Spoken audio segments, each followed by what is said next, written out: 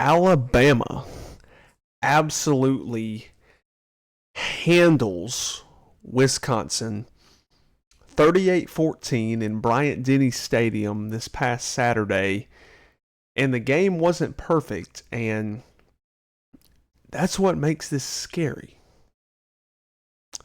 As we dive into this week's installment of the Bama Factor, I'm your host, as always, Alex Taylor. Ty Simpson's efficiency, Ryan Williams' return, the defense really bringing the swarm D mentality back. A lot to recap as we head into the bye week. So sit back, grab your popcorn, and enjoy, because we're going to go on a ride here on this week's installment of the Bama Factor with Alex Taylor.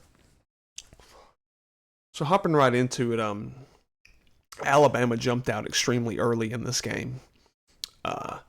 Really from the opening kickoff, the Tide did get stopped on fourth down, to start the game. But responded after that, with a takeaway and a touchdown. And then, you go up 21-0 before the half. You come out on the first play of the second half and you score. And just, you really never let up in the game. You would like to finish a little bit better than you did. But when you look at it, just from an overall standpoint, Alabama played their most complete game of the season, I think. And, when you look at the level of competition, a lot of people can say, oh, well, it was Wisconsin. They're one of the smaller, bigger 10 teams. No, not really. Honestly, I was there Saturday. They're a very physical team. They have a very big offensive line. They have a very much improved defense from a year ago, but the fact is that the Alabama offense really got anything they wanted the entire day. And I think when you look at that and you're able to have that type of intensity and you're able to dominate a game like that against a Power 4 opponent, I think it needs to be commended. Wisconsin had their flashes in the game. Obviously they had a touchdown late. They had the big kickoff return. But the Tide offense and defense, just really kept the balance and just really kept them in check. And, the defense really complemented the offense, I think, extremely well in this game. And I feel like this, I've had a lot of people ask, was this a statement win for Alabama? Was this a hey, we're still here type of game? And, some can say yes, but, the biggest thing I had on last week's show was, carrying that intensity over from week to week, and they did. They carried it over into this as well. So it's not really flashy in the margin that they won by, but it was convincing in the execution, if we want to be honest. So I say all that to say is that, Alabama was really rounding into form, I think, at the right time. And, and again, the response the last 2 weeks after starting the season like they did at Florida State has been everything you could ask for as a fan. But really, what makes this offense go? And we're going to move to it. And Ty Simpson, another solid game from him. 24 out of 29, over 382 yards. 4 touchdowns. You're talking about a guy who is really settling into the offense. A guy who looks comfortable out there. And you want to talk about absolutely on a tear Saturday and just dealing from the pocket on Saturday. Ty Simpson was in total command of this offense. He wasn't rattled. He was very patient in the pocket. He stepped up. He went through his progressions. He made those throws that we know he's capable of making. And those high-level throws into the tight windows, spread the ball around pretty efficiently. But the throws that I'm really alluding to is, on a third down to Ryan Williams on the sideline, in between two, kind of dropping it over the top. There was a touchdown drive where he dropped it in between triple coverage to Kevin Riley, throwing the ball high but still within reach of Isaiah Horton on his touchdown. Just absolutely incredible. And again, that completion percentage, I mean, these last two games, Ty's really shown how accurate he can be. And that's what he's doing. He's really making good decisions with the football. And that's all you can ask from your quarterback. He's very poised and accurate, I think. And the question that we have to ask here is, has Ty Simpson really locked himself in as the guy that Alabama can trust in SEC play?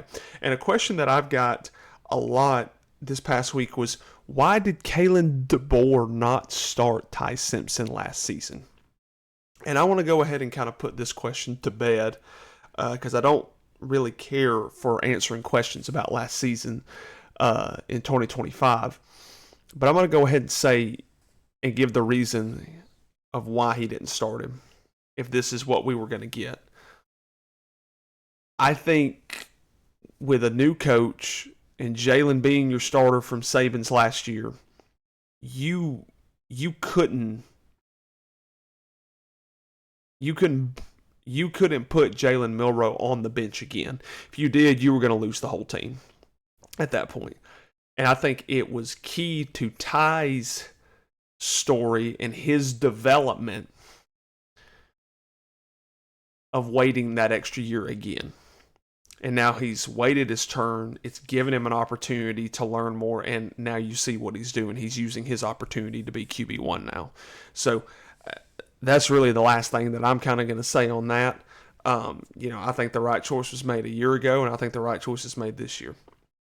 But anyway, it's what Ty did Saturday and last week goes way beyond the numbers and the stats. It's the maturity and the leadership he's showing. It's the toughness. It's the decision making. It's the ability of him to escape trouble. But again, it's the confidence. I mean, you can see it with his receivers. You can see it with Jeremy. You can see it with Ryan. You can see it with Isaiah, with Botsy or Brooks. You can see it with Rico Scott, Cole Adams. I mean, you can see it, with this entire team. That team is behind this guy. Ty has won over the team, I think. And this is just going to be, I think, a really good year for him as he continues to get more comfortable, gets these reps, gets this experience. And obviously, he's got a gauntlet coming up from this. But I think Ty is prepared to accept the challenge. And, I'm excited for Ty. But overall, this past Saturday, great performance from him. Just absolutely incredible. And it helps a guy like Ty Simpson. When you have a guy like Ryan Williams, and all I can say is welcome back, Ryan Williams. Hollywood, we missed you. The real Hollywood is back. Tremendous game. 5 catches, 165 yards, 2 touchdowns. Should have had 3. Dropped one in the end zone. Dropped. Still kind of a concern for Ryan Williams. Has already had, 2 or 3 this year. Had 11, in his career. So that's something that needs to be addressed. But know that it will be. And the explosiveness of Ryan Williams is the difference here. It's just, when you see, when you get to a point where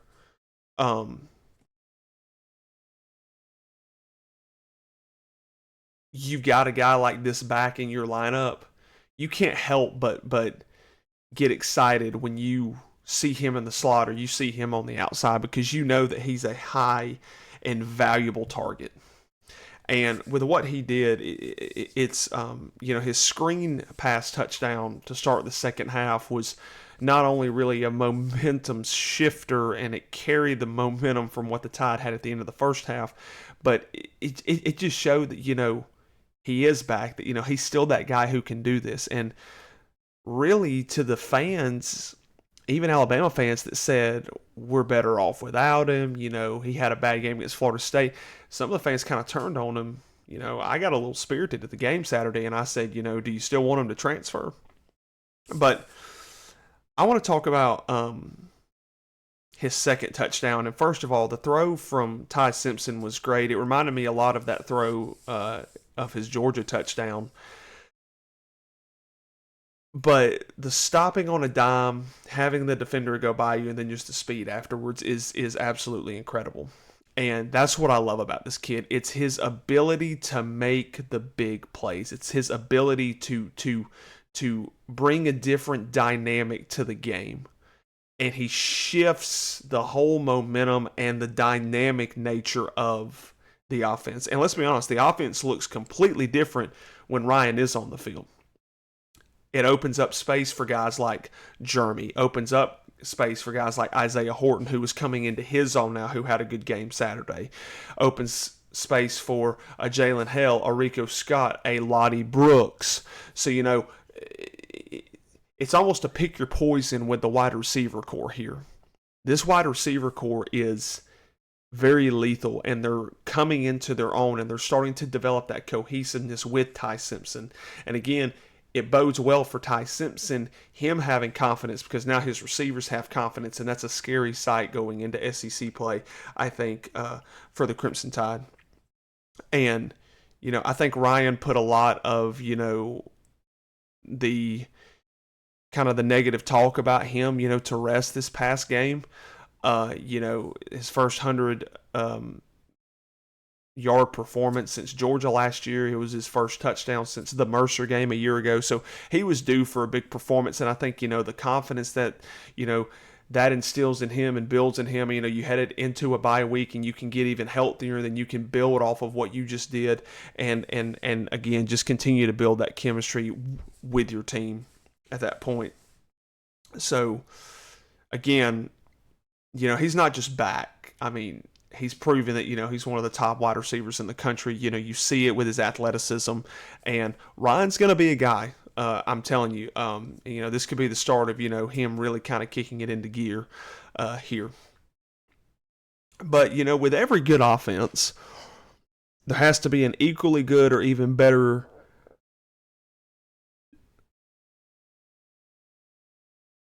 dynamic, and there has to be an even better defense to complement that offense. And the defensive intensity these last 2 weeks has been incredible. So again, the Swarm D showed up again, flying to the ball, creating turnovers. A guy we're going to talk about a little bit is, Bray Hubbard. And I want to brag on Bray for a minute. Bray took a lot of heat at the beginning of the season for, his performance against Florida State. And, you even heard him in an interview saying, it's kind of like pouring all the gasoline on a fire. It's like that. But, the thing that impressed me about Bray is that he didn't shy away from any of that, is that, he just took it, he learned from it, and these last 2 weeks he's answered the call. He has shown, I think, the Crimson Tide faithful that this is what he's capable of, and that he's saying, hey, I'm going to bounce back. I'm going to, play the way that I know I'm capable of. And the fact that he's holding himself to that standard and just holding the whole defense to the standard. Something that I was very impressed with this last Saturday is his post-game interview. And, he said they were not pleased with the way they played on defense. And, when you look at it, giving up just over 200 total yards of offense, and you only surrender one offensive touchdown, but I know that they were all pretty upset about surrendering that touchdown late in the game. They were upset about surrendering the kickoff touchdown as well. As he said, the standard is 0 points. And just to know that that's the mentality of the defense, and that is back as well, is good. And, at the end of the day, Wisconsin couldn't sustain any drives. Every yard felt very hard to earn. It felt contested. And again, just the front had their best game, I think, of the season. And again, when you have the thin front that Alabama has had to start the season due to injuries to Tim Keenan and Jeremiah Beeman, a lot of these younger guys getting opportunities. A guy that comes to mind, London Simmons, had a great game, his first career sack. We had another tackle for a loss, just really kind of clogging up that middle. James Smith had a good day. LT Overton, he got in on the sack party. Quay Rusall, very quick off the edge. He also had a sack. But a guy who's really emerging for me on that front is Johanze Pierre. And this is a guy, former 5-star 2 years ago out of Eufaula, Alabama, around 6'5", 6'6", that 240 to 250 range, really quick twitch type of guy, brute strength type of guy as well. Could take a little bit better angles on his pursuit at times, but you saw the stunt that he came on late in the second half as well. Got the sack on O'Neal. That's what this guy's capable of. He's very good at setting an edge. He's very good at getting into the backfield. Again, kind of like I said, clean up the technique a bit, clean up your pursuit angles a bit, and this guy's going to be a player. But this guy's really coming on, and he's a good complement to a guy like Quay and LT Overton and Jamarian Latham as well. And when you look at the other leaders, I mean, Justin Jefferson flying to the ball, really plugging, the whole gap in the middle. Deontay Lawson looking like his old self again. And again, just Bray Hubbard again, 2 interceptions, flying all over the place with, about 8 tackles, and just, the hard hitting mentality of Bray Hubbard, bringing back that old Alabama defensive type of intensity and the vibe, and just the beat you to sleep type of attitude, and do everything with violent intentions. And really, looking at this defense from these last 2 games compared to the first week is completely night and day. You see the effort, you see the accountability, you see the intensity, and I'm just glad to see it, but it's got to continue here. And I'm glad that it's ramping up. And if Alabama continues this intensity, it's going to be a suffocating type of defense against every team we play. And we're going to need that because we're headed into a gauntlet for sure. So obviously this week, Alabama headed into the first of their 2 off weeks. Again, I find myself just still having to almost do a double take of seeing Alabama off so early in the season after so many years of being used to them just having 1 off week, and always that being prior to LSU, which they do still have that this season. But you head into your first bye week, you're 2-1. And I think it really comes at the perfect time because, you start off the season with some injuries, needing to get some guys healthy. But also I think it comes at a good time because, it gives you the opportunity to still keep that intensity up, to kind of work out some of the smaller details that you need to improve on. And I'm going to talk a little bit about areas of focus that they need to improve on. The first thing is penalties. Alabama is still just, committing penalties at, I'm not going to say a high level, but, they're still up there in the 6 to 7 a game. I mean, Louisiana Monroe, they had 6, this past weekend they had 7, and it's just stupid things. It's just, it's illegal substitutions. It's false starts. It's a delay a game, the good thing I was happy to see is that we're not committing any pass interferences or any defensive holdings, but it's just on the mental side, it's just the penalties have got to be cut down because you can't beat yourself in SEC play because penalties can be drive killers or they can be drive extenders if the other team has the ball in their hand, and just from that point you can't allow yourself to gift wrap something for the other team. And self-sabotage, and just really finishing drives as well. This past Saturday in the second half, they kind of stalled a bit, and it was just, it was just interesting that, we scored 2 touchdowns, we scored 17 total points in the second half, but, just really trying to finish those drives and, just be a little bit more consistent on those. Offensive line consistency, again, I think the protection this Saturday was good, but we got to establish more of the run game, and that's a big area I think that they're going to address in the off week, and that you've got to be able to do once you get to SEC play. You've got to be able to run the ball effectively because you're going to go up against fronts, and you're going to go up against second, and you're going to go up against all the DBs and safeties that can lock down your receivers, that can really make it tough on a quarterback. And you're going to have a complementary run game because then that, in turn, opens up the pass game. So, overall, I think, the run game is solid, but it's just, it's like sometimes I think part of it's on the backs. They're not hitting the holes or they're waiting too long, and I think some of it's on the guards. They just aren't pushing up field the way that they should. And in my opinion, I'm just going to give my 2 cents on this. I think your starting offensive line really needs to be Caden Proctor, Cam Dewberry, Parker Brailsford, Jaden Roberts, and true freshman Michael Carroll at right tackle. The line is completely better when Carroll is in there. He's more physical, I think. No shot at Wilkin Formby. I love Wilkin Formby. I think he's a great offensive lineman. I just think as far as physicality, I think you need Carroll in there. I think Carroll brings some more juice, honestly, if you want my opinion. And again, but the takeaway from the bye week is that you're 2-1 with areas still to improve. You get a chance to reset, heal, sharpen before really the crux of your schedule, which is what we're going to get into now. And when we look at the scheduling outlook,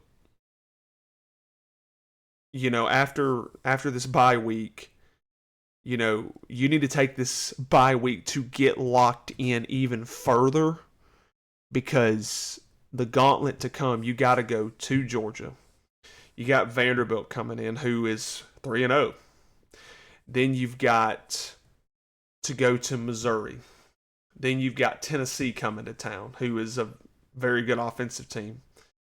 Then you've got to go to South Carolina, who, in turn just really had a pitiful showing this past Saturday, but all the more reason Alabama comes to town, they're going to have their A game on. And they have a very dynamic quarterback. Then you've got a week off. Then you've got an LSU team that's a top 3 team in the country. You got an Oklahoma team that's a top 10 team in the country. And then you've got Auburn in the season on the road. So you have a gauntlet coming up. You don't have any game that you can take off. And I know Eastern Illinois is the second to last game of the regular season, but I mean, you have a SEC gauntlet coming up here, and this is where your separation starts to happen. It's like, who's going to be your contender, who's going to be your pretender here. And, the Crimson Tide have got to separate themselves, and it all starts in Athens next Saturday night.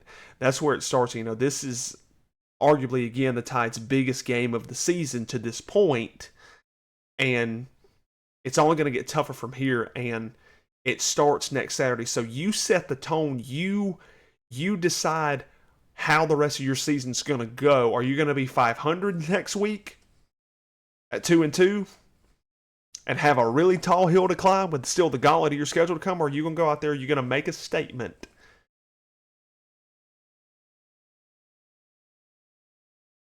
Be 3-1 and really head into that, with some confidence, but keep that intensity up. So, Georgia's going to be a test, and I'm not going to get into too much of the preview because that's going to be next week's episode. We're going to spend the whole episode really talking about Georgia, some key matchups there. But the big picture is that Alabama is in position to control its own destiny, and they do. But the margin for error in the SEC is razor thin, and I'm talking it is so thin that every supermodel would be jealous of how thin it is. And that may be a terrible analogy, but that's the only thing I could think of. But overall, Alabama has to keep this same intensity these last 2 weeks, the 1-0 mentality each week. And, you're headed into Athens. You're headed into a hostile environment. You're playing a Georgia team that is coming off of a hard-fought overtime game against Tennessee, one that they won, but Kirby Smart is not satisfied. He's probably disappointed. He even said that they didn't deserve to win the game, so he's going to be driven having an extra week off. They have very dynamic playmakers, and again, I'm not going to try to get into too much preview. I'll have that ready for next week. But overall, Alabama looks like they can really contend, but the gauntlet's ahead, and they have to know the magnitude of that gauntlet, and I think they do, and I think they're realizing that the chemistry that they're coming together on, and again keeping that mentality. You've got to block out the noise at this point, and you've got to hone in. You got to trust the guys in the room, be concerned about your guys and your guys only. That's all you have to be concerned about. So in closing, here's three things I know about Alabama right now. September 17th, 2025, in the bye week. Three things I know about Alabama. Ty Simpson is your guy. He is maturing even more into that guy for QB1. Ryan Williams changes the entire complexity of this offense, with Jeremy Bernard already having a spectacular season. Rico Scott adding some serious value. True freshman Latsier Brooks adding another dynamic layer. Isaiah Horton adding a matchup nightmare layer to it.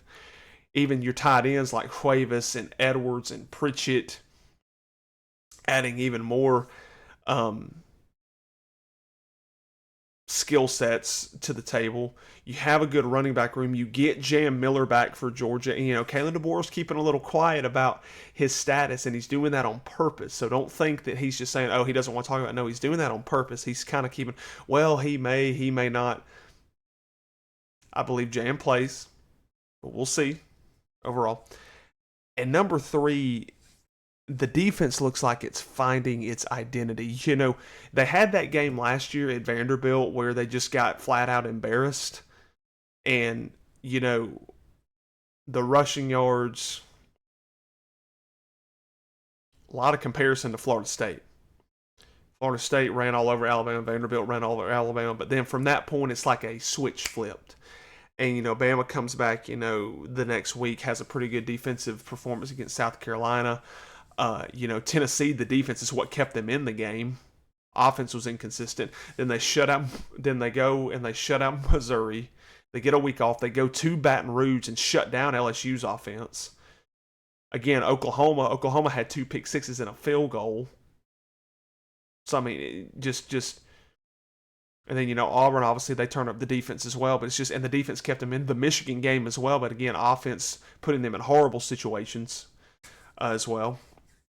But overall, the defense seems to be finding that identity. So this week, heal, refocus, reset, be smart, be intentional, fix the fundamentals, fix the small, intricate things, focus on the little things, do the little things well.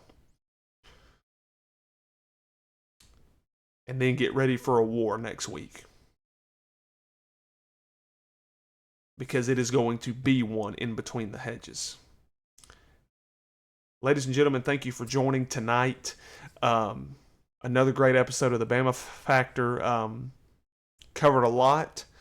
And again, tune in next week as we break down a full episode breakdown of the Alabama and Georgia matchup in Athens next Saturday at 7:30 Eastern, 6:30 Central on ABC. More than likely College Game Day from Athens, Georgia. We don't know yet.